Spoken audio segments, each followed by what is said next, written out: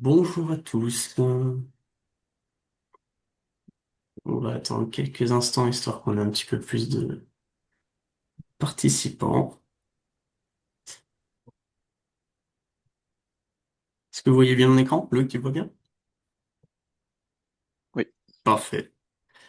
Eh bien écoutez, on va pouvoir débuter ce webinaire donc en lien avec les exercices de gestion de crise cyber en santé. Et donc je suis en compagnie de Caroline Marin du Centre CarePap et qui en est la directrice. Et de Loïc Gaillot en tant que RSSI de l'EPSVE pour l'établissement public de santé de la Ville-Évrard. Et donc vous pourrez bénéficier de leur retour d'expérience sur deux modalités d'exercice qu'on a travaillé avec ces établissements-là, notamment l'exercice surprise avec le PSVE et puis l'exercice couplé au test d'un PCRA avec Madame Marin notamment, chose qui pourrait en intéresser plus d'un, je pense, dans le contexte de CARD 2. Donc les micros et les caméras sont coupés pour le moment. Vous avez possibilité d'accéder donc au chat pour pouvoir poser vos questions. Euh, on les prendra en direct ou à la fin selon le volume qu'il y a à traiter. Donc n'hésitez pas à interroger directement Loïc ou Caroline directement dans le chat. Et puis le webinaire est enregistré et il sera disponible sur YouTube plus tard. Les objectifs du webinaire aujourd'hui, c'est de pouvoir un petit peu comprendre les différentes modalités d'exercice de crise proposées par William, aussi bénéficier de certaines données de notre part et puis de l'interprétation de ces données-là.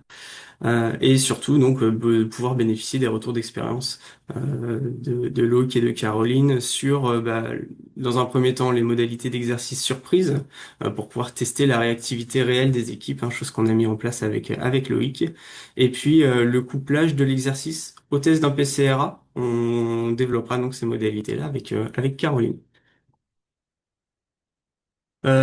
Très rapidement, une présentation là, donc de la société et de William. Simplement pour vous dire voilà que William est l'entité conseil de la Poste Santé Autonomie. Donc la Poste Santé Autonomie appartient au groupe La Poste et que voilà, on a plusieurs entités au sein de la Poste Santé Autonomie, dont William et on a également Medcare, Eva, etc. que vous connaissez peut-être déjà. Voilà, on est depuis 18 ans dans le secteur du conseil auprès d'acteurs de la santé et notamment donc d'établissements sanitaires et médico-sociaux. Et on a trois modalités d'intervention, le conseil, l'assistance et la formation. Et on intervient sur divers types disons, de missions et d'accompagnement dans l'objectif de pouvoir assurer la réussite de transformation numérique, sur l'innovation en santé, l'amélioration de la performance des organisations. Puis on a aussi une spécialité sur la partie conformité et la partie sécurité. C'est notamment dans ce contexte-là qu'on anime ce webinaire avec Loïc et Caroline. En introduction, je vais prendre 10-15 minutes pour rappeler un certain nombre de principes sur les exercices de crise cyber et puis vous partager un petit peu notre analyse là de ces 3-4 ans d'exercice au sein des établissements de santé. Donc déjà, dans un premier temps, pour reposer le contexte, notamment réglementaire, il y a plusieurs sources, disons, qui vous engagent à réaliser régulièrement des exercices de crise cyber puisque la première source étant celle du 30 janvier 2023 avec une instruction qui est parue et qui impose la réalisation d'un exercice de crise cyber de façon permanente au moins une fois par an. Et ce que cette instruction dit notamment, hein, c'est qu'au-delà d'intégrer la DSI, qu'on vient de pouvoir intégrer l'ensemble des directions métiers, et notamment la direction d'établissement, au sein de cet exercice-là. Et puis un peu plus récemment, on a une autre instruction réglementaire qui est parue en janvier 2025 avec un certain nombre d'actions obligatoires et la première action qui figure au sein de cette instruction était la réalisation annuelle, une fois de plus, de cet exercice de crise cyber. Donc voilà, on a des instructions nationales qui vous poussent à réaliser ces exercices-là. Et puis on a la réglementation européenne avec la directive, notamment la directive Nice 2 qui n'est pas tout à fait intégrée et transposée dans le droit national et c'est pourquoi l'ANSSI, l'Agence nationale de la sécurité du système d'information, a publié un référentiel intermédiaire, on va dire, qui s'appelle Récif, et qui donc n'est ni plus ni moins que la directive NIS 2 qui devrait être transposée d'ici les prochains mois dans le droit national. Et cette directive NIS 2, c'est 152 mesures de sécurité. Elle est répartie, ces 152 mesures sont réparties en 20 objectifs. Et vous pouvez voir que l'objectif numéro 15 s'intitule Exercice, test et entraînement. Et on peut voir qu'il y a une exigence très précise qui vous stipule qu'il convient de mettre en place un exercice sur table à fréquence qui est défini par vos soins et qui vise voilà, à mobiliser le dispositif de gestion de crise d'origine cyber. Donc on a également cette directive qui pousse les établissements ou qui va pousser plutôt les établissements à réaliser des exercices à fréquence très régulière.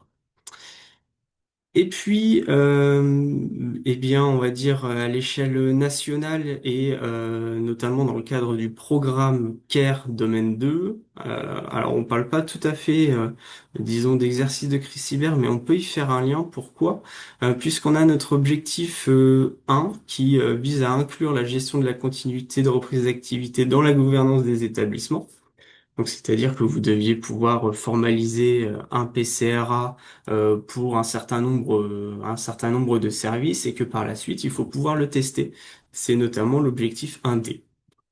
Ce test du PCA, il précise que voilà, c'est pas, ça doit pas se substituer pardon à l'exercice annuel de cybercrise, mais par contre, il est possible de réaliser simultanément un exercice de cybercrise et un exercice de continuité d'activité. C'est-à-dire que les deux tests, les deux exercices peuvent être couplés. L'un va mobiliser la cellule de crise, donc c'est l'exercice de crise cyber. L'autre va mobiliser le service dans lequel le PCRA sera testé. Et donc ça, c'est l'exercice de continuité d'activité. Et donc il est possible, on le verra avec Caroline, de mutualiser les deux et on verra que ça a aussi beaucoup d'avantages et de bénéfices. Euh, ces slides-là simplement pour vous rappeler les niveaux d'exercice de crise selon l'Agence du numérique en santé et les kits qui sont publiés. Donc on a trois niveaux, débutant, intermédiaire et confirmé. Le premier niveau débutant mobilise une cellule de crise.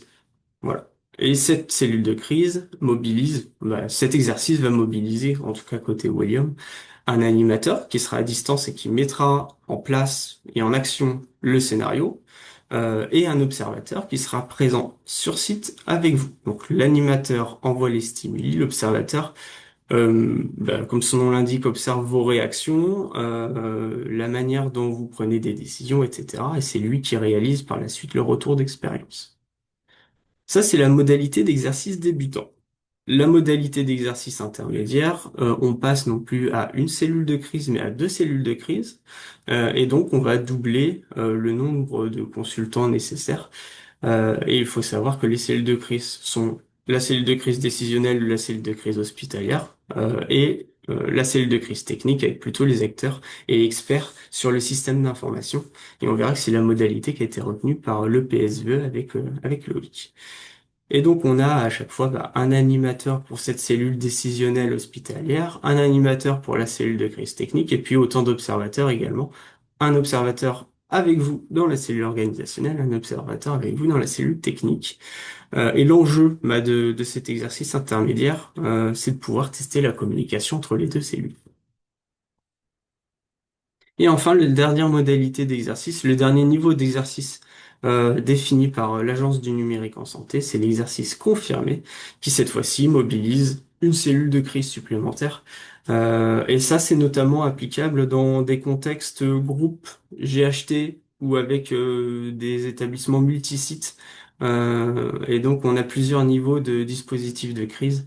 Par exemple, ici à l'image, on en a trois. Et donc, ils vont mobiliser à chaque fois trois animateurs et trois observateurs. On souhaitait aussi vous partager quelques données sur les exercices de crise là depuis donc cette instruction de 2023. C'est donc 661 exercices de crise réalisés par William avec, vous pouvez le voir à l'écran, la répartition selon les années. Et puis depuis cette année 2026, avec notamment le programme CARD2, à ces 661 exercices s'ajoutent les 63 tests PCRA unitaires c'est-à-dire pas des tests PCRA qui sont couplés à l'exercice, mais vraiment des tests décorrélés. Euh, Ce qu'on a pu observer, nous, au fil des années, eh bien, c'est un développement des exercices de crise cyber dans le médico-social. Ça reste assez timide, mais on pouvait voir qu'à la première année, on n'avait pas du tout d'exercice et voilà, aujourd'hui, on en a davantage. C'est que les établissements aussi ont voulu augmenter de niveau de difficulté, donc c'est-à-dire passer là où en 2023 on avait beaucoup d'exercices de niveau débutant, sur l'année qui suit, on a eu davantage d'exercices de niveau intermédiaire. Et puis on peut aussi constater que les établissements, nos clients, hein, sont friands de pouvoir diversifier les exercices de crise cyber. Par exemple, pour les coupler à des tests PCRA, on va le voir, pour pouvoir développer des scénarios qui soient propres et très personnalisés au contexte des établissements. Avoir des exercices surprises, avoir des exercices avec une coupure réelle du système d'information pour tester davantage d'opérationnalité. Voilà, donc ça, c'est des choses qu'on a pu observer à l'occasion de tous nos exercices de crise depuis ces 3 dernières années. Donc ça, c'était un petit peu l'analyse quantitative de nos données. Et si on devait faire un point sur l'analyse qualitative, on peut émettre les constats suivants des exercices de crise dits classiques, que ce soit débutants, intermédiaires ou confirmés. Donc il y a beaucoup d'avantages, hein. La sensibilisation de la direction des membres de la cellule de crise qui va au-delà de la DSI, ça c'est un point qu'il faut souligner. Le fait que ça mette en situation la cellule, ça les permet de leur faire découvrir la gestion de crise cyber, d'appréhender l'écosystème cyber qui gravite autour de l'établissement, à la fois en interne, à l'organisation, mais aussi externe, avec le CERT, avec l'ANS, avec les ARS, etc. Voilà, ça permet de simuler un certain nombre de dispositifs, hein, comme le PCRA, de tester la communication, et puis surtout de pouvoir consolider tous ces constats et à la fin d'avoir un plan d'action qui vous permette de vous améliorer. Et dans les limites, eh bien, j'ai pu dégager trois grandes limites à ces exercices de crise dits classiques, standards. Eh bien, c'est comme on l'a dit tout à l'heure, c'est que les dispositifs de gestion de crise sont simulés et ils sont pas pleinement déployés par la cellule de crise ou par les services. Voilà, donc c'est une limite. On va pas peut-être pas jusqu'au bout de ce qu'on prévoit dans vos plans blancs notamment et dans vos modes dégradés. C'est que pour nombreux d'entre vous, la temporalité est très rapide, c'est-à-dire que l'enchaînement des stimuli est relativement rapide parce que vous allez jouer en l'espace d'une demi-journée un scénario qui va finalement durer 3 jours en réalité. Et donc vous prenez des décisions, vous mettez en place des choses, mais que vous pouvez pas jouer à 100% parce que derrière vous recevez un stimuli qui vous amène à émettre une autre décision ou mettre en place une autre action. Voilà, donc ça c'est la seconde limite et puis la troisième limite c'est que eh bien il pourrait être davantage pris en compte les risques les plus probables, les faiblesses qui sont spécifiques à vos organisations, à vos contextes SI notamment, pour pouvoir les tester et identifier derrière bien dans un retour d'expérience des actions qui soient pleinement dédiées à votre contexte. Et donc ça c'est la troisième limite qui a pu être observée avec les exercices classiques. Et donc c'est pourquoi chez William, on a développé en face de chacune de ces limites, différentes modalités d'exercice de crise en lien avec la simulation, la limite de simulation des dispositifs de gestion de crise. On a l'exercice de crise cyber surprise qui là va mobiliser pleinement et réellement la mobilisation de la cellule de crise, qui va pas être simulée, mais qui va être jouée réellement. Et puis on a également l'exercice de crise couplé au test PCRA. Là où on dit qu'on déclenchait le PCRA dans tel service, eh bien là on va réellement le jouer et voir s'il est efficace. Donc on va aller un petit peu plus loin que les exercices classiques. Et puis voilà, on a également la possibilité de personnaliser un scénario de crise de bout en bout en fonction de votre contexte, d'avoir un exercice de crise cyber qui soit plus long, mais avec des stimuli qui tombent en temps réel. Et puis sinon, la possibilité également d'englober tout ça dans un plan d'entraînement cyber sur mesure à votre groupe ou à votre organisation. Et donc aujourd'hui, on va s'arrêter principalement sur les deux premières modalités avec avec Loïc dans un premier temps sur l'exercice de crise cyber surprise et puis avec Caroline dans le cadre de l'exercice de crise couplé au test PCRA. Et donc je vais pouvoir laisser enfin la parole à Loïc et Caroline qui vont vous faire bénéficier de leur retour d'expérience sur ces modalités d'exercice de crise-là. On va commencer avec Loïc et le PSVE. Loïc, je te laisse te présenter l'organisation et puis peut-être les interlocuteurs projets qui sont intervenus dans cet exercice de crise surprise. Oui, très bien. Bah, bonjour à tous. Donc effectivement, Loïc Gaillot, donc je suis RSSI à Villévrard. Alors j'entends un petit écho, peut-être Brice, c'est de ton côté, je sais pas. Mais c'est bon, très bien. Merci. RSSI à Villévrard depuis 3 ans. J'ai un profil assez technique et je suis rattaché à la DSI, ce qui est en fonction des cas une particularité. Au niveau de l'établissement, Villévrard, un établissement public dans le domaine de la psychiatrie. Aussi une particularité qui est importante dans ce genre d'exercice. On a 60 structures qui sont réparties dans tout le 93, donc la Seine-Saint-Denis, et on a des structures qui sont en HO et d'autres en HNO. Donc pareil, voilà, qui concerne l'exercice de crise. On n'a pas de MCO, mais on a des pharmacies et un service de spécialité, mais on n'a pas de MCO. À la DSI, on a environ une quinzaine de personnes pour vous donner un ordre d'idée. Et enfin, pour terminer là-dessus, sur les interlocuteurs du projet, donc il y avait moi-même pour la partie DSI, j'avais une collègue pour la direction qualité risque qui porte en fait la partie, enfin qui portait la partie PCA, et la direction générale avec l'adjointe de la DG qui ont donc permis de suivre ce projet. Parfait. Est-ce que tu peux aussi peut-être nous présenter l'historique des travaux qui ont été faits au sein de l'établissement, les travaux que toi t'as menés ou peut-être d'autres interlocuteurs au sein de l'EPSVE sur on va dire sur le domaine de la résilience en cas de cybercrise ou incident numérique. Oui, on avait mené un premier exercice qu'on avait réalisé avec Orange Cyberdéfense. On avait en fait une cellule gouvernance, comme je pense beaucoup d'établissements à ce moment-là. On n'avait pas inclus la DSI du coup à cette période-là, et suite à cet exercice, on avait enfin, on a initié un travail de PCRA, donc avec le service avec la direction pardon, de qualité des risques, et ensuite ça a été transmis à la direction générale. C'est toujours en travail. On a quand même pas mal avancé. Et de mon côté, côté DSI, on a réalisé un humble, on va dire, PCI, dans le sens où on est parti de zéro, donc il a fallu quand même collecter pas mal de documents techniques ou autres, ou organisationnels, avec ce qu'on peut attendre de ce type de documents. D'accord.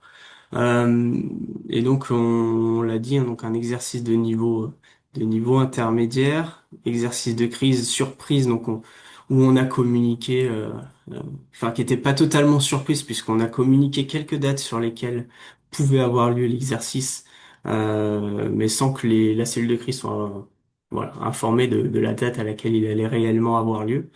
Euh, et du coup, quelles étaient les attentes de l'établissement là suite à tes travaux et peut-être le premier exercice de crise que vous avez fait, qui était donc un exercice débutant. Quelles étaient les attentes suite à la réalisation de ce premier exercice? En fait, ce premier exercice, c'était surtout pour sensibiliser les directions, c'était un sujet un petit peu nouveau à l'époque, parce que ça date un petit peu. Et globalement, on a rassemblé quand même pas mal de directions, peut-être un peu trop, mais les attendus, enfin ce qui a été ressorti, c'était que c'était intéressant, mais que c'était pas suffisamment concret, parce que du coup voilà, c'est des prises de décision, mais sans derrière faire vraiment quoi que ce soit, ni sortir de documents, ni se rendre compte si on a vraiment les billes qu'il faut pour faire face à la situation. Donc ce qui était attendu sur ce deuxième exercice qu'on a réalisé du coup avec William ensuite, c'était d'avoir quelque chose de plus concret. Voilà, de vraiment sortir des documents papier et de se rendre compte de ça. Donc c'est ce qu'on a voulu faire. On est donc parti sur plusieurs cellules en intégrant la DSI, parce que pareil, pour moi, c'est essentiel d'avoir cette deuxième cellule. On a convenu de ne pas prévenir de la date aux participants. Alors, ce qu'on a fait, c'est qu'on a donné 4 dates quand même pour les directions, parce qu'ils ont un planning assez chargé. On n'a pas beaucoup communiqué non plus quand même par rapport à ça. On les a donné vraiment comme ça, mais sans plus. Et la DSI, par contre, était vraiment pas du tout informée de la date. Et en fait, je me suis, on va dire, je faisais en sorte de parler avec les personnes au moment où je savais qu'ils allaient être appelés pour quand même garder un petit peu le contrôle de la situation, mais tout en observant, en pouvant observer en plus leurs réactions. Donc ça, c'était plutôt pas mal. Ce qui était attendu aussi, c'était de préparer un petit peu les collègues à cette petite dose d'adrénaline qui s'est fait ressentir honnêtement sur les visages. J'ai senti que quand même, même si au bout d'un moment ils ont compris que c'est un exercice, ils ont voilà. Bon, bah, après, il faut aussi les ménager, pas trop abuser, faire comprendre. Voilà, c'est un petit jeu d'acteur aussi. Et dans la dernière attente, c'est qu'ils n'aient pas leur PC avec eux dans la salle de cellule de crise pour vraiment se retrouver dans un état qui est un des pires, donc plus du tout plus rien, donc que le papier à la limite, et vraiment avoir du coup la personne en face d'elle et avoir quelqu'un de réactif qui triche pas forcément avec les documents qu'il a sur son PC, etc. Voilà, on voulait aussi tester les premiers outils et procédures qui ont été mis en place. Donc ça faisait partie des choses, de la prise de décision des membres de la cellule. Et enfin aussi tester les communications entre les cellules et on s'est justement rendu compte qu'il y avait des petits problèmes par rapport à ça. Voilà, ça Ouais. c'était concernant nos attentes. Et puis ouais, tu le disais, hein, il y avait quelques procédures qui ont été testées. Hein, de mémoire, il y avait une procédure pour le PC de crise sur les C'est ça. imprimantes. Voilà, un exercice un peu plus opérationnel et qui visait à tester ce qui était écrit. Et ça vous a d'ailleurs permis de vous rendre compte que certaines étaient obsolètes ou alors ne fonctionnaient plus et qu'il fallait donc les mettre à jour. Donc voilà, c'était un exercice aussi intéressant de ce point de vue-là. Euh, oui, un exercice intermédiaire. Donc comme on l'a vu tout à l'heure, il a mobilisé 4 consultants côté William. Donc l'animateur de la cellule technique dans laquelle était notamment Loïc, l'animateur de la cellule organisationnelle et puis un observateur dans chacune de ces cellules-là. Et donc, concrètement, comment ça s'est déroulé ou comment ça s'est lancé? Là où dans les exercices de crise standard, bah, tout le monde est déjà réuni dans sa cellule de crise, enfin dans la pièce, on va dire, et donc les premiers stimuli arrivent, et à un moment donné, bah, par exemple, la direction décide du déclenchement de la cellule de crise. Là, on l'a réellement joué. C'est-à-dire que moi, en tant qu'animateur technique, j'ai lancé l'exercice en envoyant les premiers stimuli techniques à certains agents de la cellule technique qu'on avait identifié avec Loïc. Et ces agents-là étaient voilà, vaqués à leurs occupations, étaient à leur poste de travail et n'étaient pas du tout réunis au sein de la cellule. On avait Loïc en observateur un petit peu dans les bureaux pour être sûr que les stimuli étaient traités et pour savoir un petit peu l'avancement des choses. Et puis après, les interlocuteurs, donc, toujours à leur poste de travail, mettent en place le processus d'escalade auprès de la DSI, puis de la direction qui était prévue, jusqu'au déclenchement du dispositif de gestion de crise avec la cellule organisationnelle et la cellule technique notamment. Et à partir de ce moment-là, eh bien, les acteurs se sont réunis dans 2 salles, l'une pour la cellule organisationnelle, l'une pour la cellule technique. Et puis donc, on retrouvait notre dispositif initial hein, avec les 2 animateurs pour la cellule, enfin l'animateur pour la cellule organisationnelle et l'animateur pour la cellule technique. Et l'exercice a donc repris dans ces conditions-là. Et donc Loïc, au vu de tout ça, et après l'exercice, quel retour d'expérience tu peux faire là à la communauté d'établissement qui est présente suite à cet exercice-là, les forces, les faiblesses, les challenges que la mise en place de cet exercice vous a confronté, et puis si tu as quelques préconisations également, on est preneur. Oui, bien sûr. Donc, concernant les forces, bah, c'était effectivement plus concret que le premier. C'était plus adapté en fait, plus personnalisable à ce qu'on voulait. Parce que le premier était vraiment, c'était Liquid V1 aussi, mais c'était vraiment, voilà, c'est ce scénario-là et on peut pas le changer. Donc bon, nous en plus on a des particularités comme je pense chaque établissement, donc c'était un peu dérangeant. Donc cela était plus concret et personnalisable, et on a pu sensibiliser bah, du coup une nouvelle cellule, donc la DSI. Ça franchement, je suis quand même très content de cette partie-là. Sur les faiblesses, on est parti, je pense, sur un scénario un peu trop complet, dans le sens où on a voulu faire le scénario typique avec bah, les premières prises d'appel, effectivement, jusqu'à la reprise, et aussi en passant par les fuites de données, le ransomware, l'analyse des logs, etc. En une demi-journée, ça, c'était dense, en tout cas, surtout pour la partie DSI. Peut-être j'enlèverais juste une partie pour quand même laisser un peu plus respirer les, les gens. Parce qu'on sent qu'à la fin de la journée, quand même, ils étaient un peu fatigués. Mais sinon, globalement, quand même, ça s'est bien passé. Aussi, en autre faiblesse, bah, on sent que ça reste quand même un exercice. Mais bon, ça, je pense que c'est propre. Voilà, on peut pas du tout être dans les mêmes conditions qu'une cyberattaque. Même si pourtant ils étaient quand même fatigués. Donc en fait, on se dit bon là, c'est un exercice sur une demi-journée. Qu'est-ce que ça donnerait en vrai? Je pense que ça serait 100 fois pire avec les gens qui viennent de partout, etc. Enfin bref. Mais voilà, c'est pour dire que ça reste un exercice, mais bon, ça fait partie du jeu et de toute façon, on n'a pas envie de couper la salle serveur pour se rendre compte de la vérité. Au niveau du challenge qu'on a rencontré, donc c'était de mobiliser rapidement la cellule par rapport à cet exercice un peu surprise. Donc il a fallu gérer les absences. Alors c'est pas la DSI qui s'en est occupée, mais mes collègues ont dû gérer les absences, le timing entre les différents appels, la charge pour certains aussi de travail. En fait, il y a des personnes qui ont été plus mobilisées que d'autres. Et du coup, bah, comme je l'ai dit, la fatigue à la fin de la journée. Ça a été vraiment les challenges autour de l'exercice. Concernant les absences, donc ça, je conseille de vraiment travailler là-dessus si vous voulez partir sur ce genre de choses. Parce que nous, on avait bah, voilà, la composition de la cellule de crise avec des suppléants si nécessaire, les numéros de téléphone, etc. C'est bête, mais c'est un prérequis absolument nécessaire. Sinon, vous allez vous retrouver avec, je pense, une cellule de crise complètement désorganisée, des personnes vont arriver 40 minutes après, etc. Nous, on a eu un temps de personnes qui sont arrivées dans la cellule correcte. Après, je sais très bien que d'un jour à l'autre, ça donnerait pas du tout les mêmes choses en fonction des contraintes des personnes, mais c'était vraiment sur l'aspect mobilisation, est-ce qu'ils vont ramener les documents? C'était vraiment des sous-questions annexes comme ça qui nous intéressaient.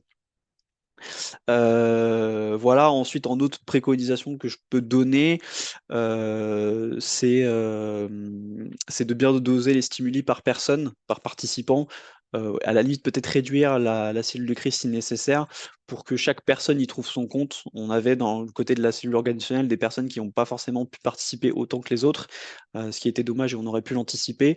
Et pour la cellule technique, pour le coup, on a fait l'inverse et j'en suis content. On a mobilisé plein de personnes. En fait, on a des profils assez juniors chez nous qui sont pas du tout sensibilisés à ce genre de problématiques en formation, par exemple, ou très peu. Et ça a vraiment été super formateur pour eux. Et voire même, on s'est rendu compte que les responsables, eux, étaient peut-être dans le guidon un petit peu parce qu'ils avaient bah, les appels, ils devaient gérer les problèmes, etc. Et les personnes qui étaient derrière, du coup, un peu plus juniors, avaient eux un petit peu plus d'air pour respirer et de réfléchir et ont donné des idées vraiment intéressantes et utiles. Donc voilà. Voilà, ça serait un petit peu, je pense, mes conseils là-dessus et mon retour d'expérience.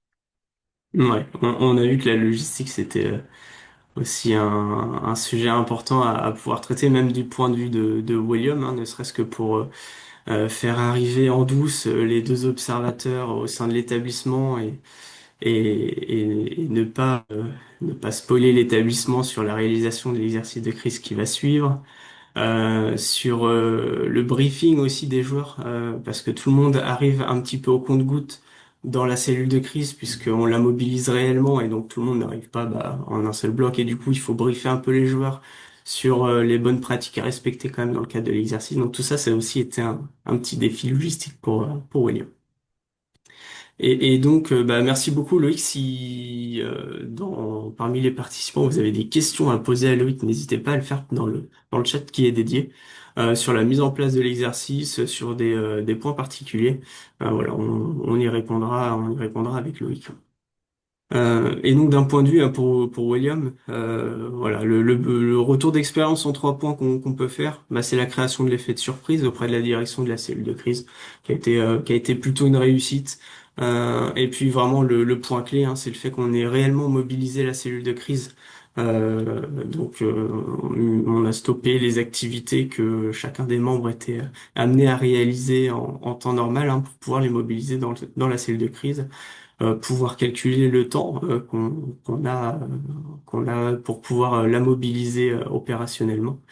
Et puis également, bah, il faut pouvoir derrière gérer la crise avec les personnes présentes et avec les conditions du jour, avec les imprévus. Donc puisque on pouvait avoir des personnes qui étaient absentes, en congé, en déplacement, en télétravail, et c'est ce qui arriverait, hein, probablement le jour J quand une crise survient, qu'elle n'est évidemment pas prévue. Donc voilà, ça a permis de tester ces dispositifs de gestion de crise dans les conditions du direct. Merci beaucoup Loïc.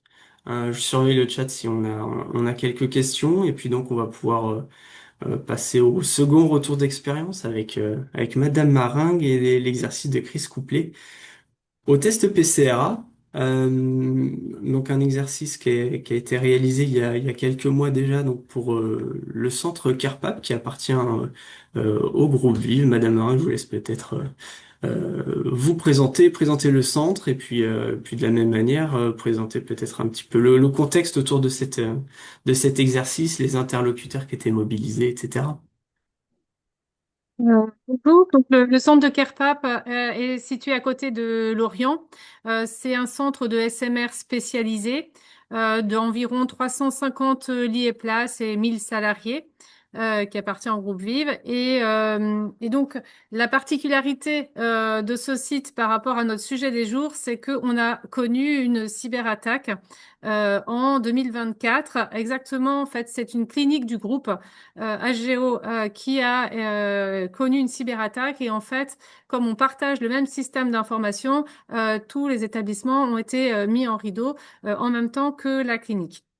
Il s'avère que, in fine, en fait, il n'y a pas eu d'atteinte sur l'établissement, mais on l'a pas su pendant les 2 mois qu'a duré la cyberattaque. Donc, avant tout ça, on avait fait un premier exercice de crise de niveau débutant. On avait juste joué le DPI qui tombait et ça nous avait permis, par contre, de bien former la cellule de crise. On n'a jamais trop de formation et c'est important que ce soit régulier. Et puis on profite à chaque fois qu'on a un exercice de crise qui a lieu à minima tous les ans, de remettre à jour, parce que finalement nos organisations évoluent, notre plan de crise pour l'établissement. Donc ça, c'était le premier exercice avant la cyberattaque. On a donc eu la cyberattaque en fin d'année 2024. L'exercice de crise qui avait eu lieu pas longtemps avant nous a servi tout de suite à la bonne mise en route de la cellule de crise sans difficulté et au backup, le retour au papier s'est joué facilement aussi puisque ça avait été simulé. Tout le monde avait les réflexes de passer en mode crise. En revanche, on a trouvé que le premier exercice nous avait pas servi pour tenir dans la durée. En fait, une cyberattaque, ça dure pas 2, 3 jours, mais plutôt en semaines, voire en mois. Et quand ça tombe, c'est rare qu'il y ait que le DPI qui tombe. En général, tout tombe d'un coup. Et puis, progressivement, on remet les différents logiciels qui sont pas atteints, etc., en route. Mais voilà, c'est trop petit joueur que de penser qu'il y a que le DPI qui tombe. La vraie vie, c'est voilà, mise en rideau totale de l'établissement. Ça veut dire aussi les plannings RH, etc. Enfin, vraiment l'ensemble du système d'information de l'établissement. Donc, post-cyberattaque, on s'est retrouvé assez vite à devoir faire un exercice de crise. Et comment vous dire, on n'était pas encore remis parce que, j'ai oublié de le dire aussi, la cyberattaque, ça dure 2 mois, mais il y a aussi les mois qui suivent parce qu'en fait, récupérer 2 mois, ce qui était notre cas, donc de données médicales, papier, récupérer la comptabilité de 2 mois de stand-by alors qu'on était tout proche de la clôture, récupérer les informations pas passées sur les plannings avec les impacts paye. Ça se fait pas facilement parce que ça prend du temps, le temps de faire le travail en cours, plus de faire le rattrapage. Cette partie-là est vraiment une partie négligée, je trouve, dans nos analyses et qui sera sans doute à améliorer en retour d'expérience par la suite dans les années qui viennent. J'en reviens à notre affaire. Du coup, on sort de cyberattaque, à nouveau un exercice. On n'était pas hyper motivé à se relancer après toutes ces étapes dans un exercice de crise. Il y a un petit peu une crispation de l'équipe, tout en se disant que en même temps, le fait de l'avoir fait précédemment nous avait bien aidé. En plus, d'autres collègues avaient rejoint l'équipe de direction, n'avaient pas connu cette étape de cyberattaque. Donc, on voyait bien fondé. Mais on a tout de suite dit, ah, on voudrait le coupler à du PCRA pour que voilà, ça soit plus riche d'enseignement qu'un simple exercice débutant. Et donc on l'a couplé donc avec une unité de soins qui n'était pas prévenue en fait, donc c'était un exercice semi-surprise. La cellule de crise avait l'information mais pas l'unité de soins, et il se trouve que cette unité de soins, le cadre et l'infirmière n'avaient pas connu l'époque de la cyberattaque pour cause d'absence et de congé maternité. Donc c'était un test en réel et choisi.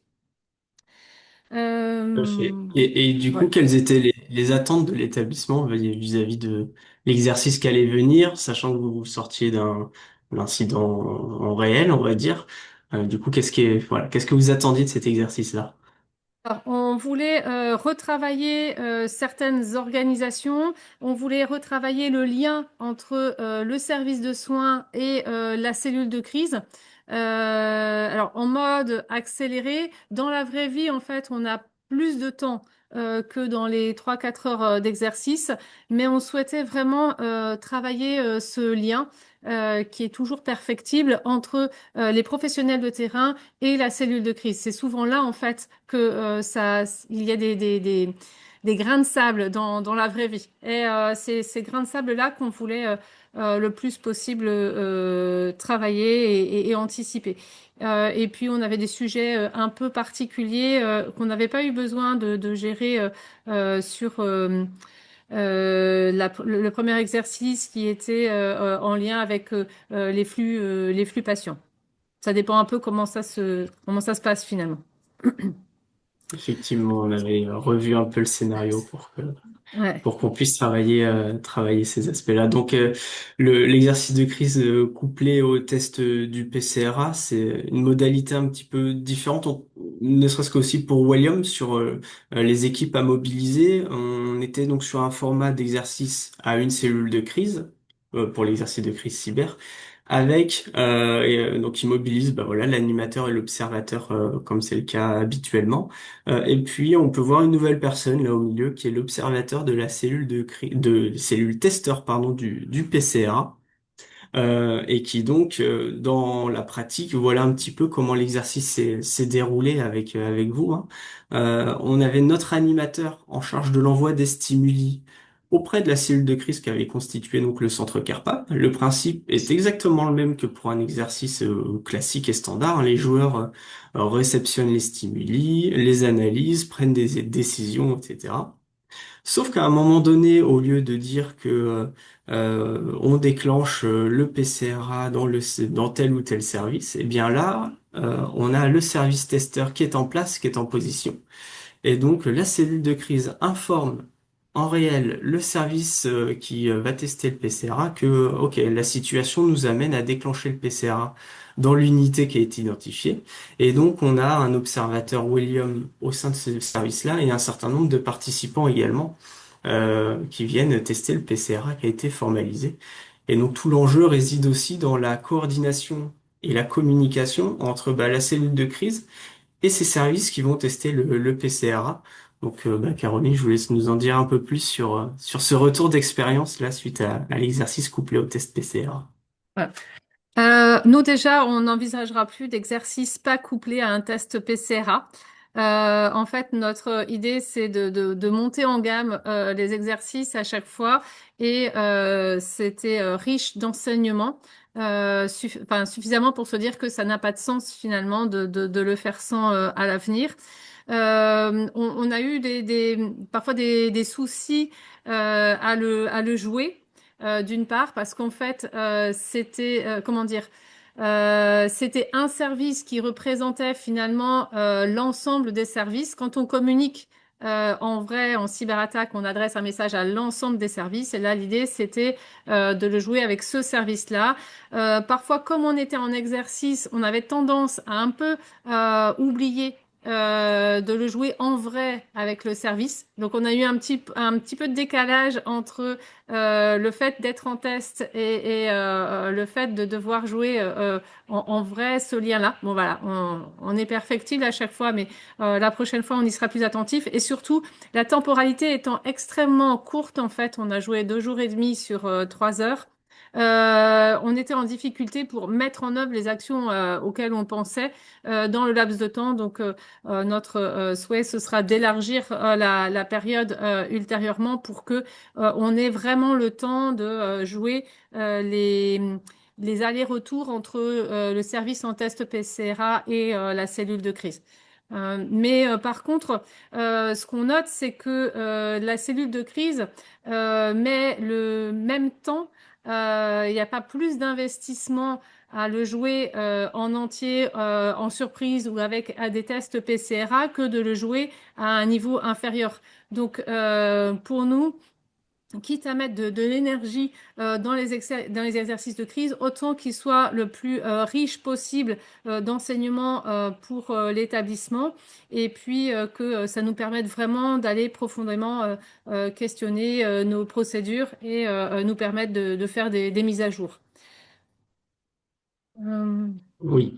Et puis je me souviens également que lors de l'exercice, enfin, ça vous avait permis au niveau de la cellule de crise d'avoir des remontées des services qui soient très opérationnels et très terrain et qui peuvent Absolument. challenger peut-être des décisions aussi que vous aviez prises en cellule de crise et qui étaient pas tout à fait peut-être applicables à l'échelle du service Exactement. testeur. Tout à Hmm. fait. Parce qu'effectivement, vous avez raison. On avait la même remarque que de la cellule de crise que au niveau de Villévrard sur le premier exercice, c'est qu'on n'était pas assez concret.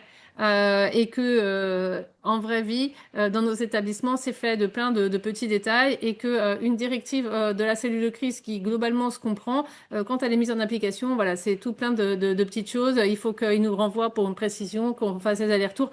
Voilà, c'est vraiment pour moi beaucoup plus riche, beaucoup plus juste dans le jeu quand on est avec le test PCRA. Parfait. Est-ce que vous aviez quelque chose à ajouter, Madame Marin, sur ce retour d'expérience? Donc du coup, si on fait les forces faiblesses, donc c'est beaucoup plus concret avec couplé à un test PCRA. On essaiera aussi la prochaine fois de coupler avec de la surprise, y compris au niveau de la cellule de crise, parce que ça nous tient à cœur aussi d'être au plus proche du réel. On s'est surpris à être complètement dedans. En fait, on se prend complètement au jeu, mis à part la temporalité qui est excessivement raccourcie. L'équipe de la cellule de crise, comme dans le service, est à fond, comme en vrai finalement. Et c'est vraiment, ça nous sert à la fois de formation des nouveaux qui arrivent dans l'établissement. On fait en sorte que ceux qui jouent soient ceux qui n'ont pas été dans les exercices précédents, voilà, le cas échéant.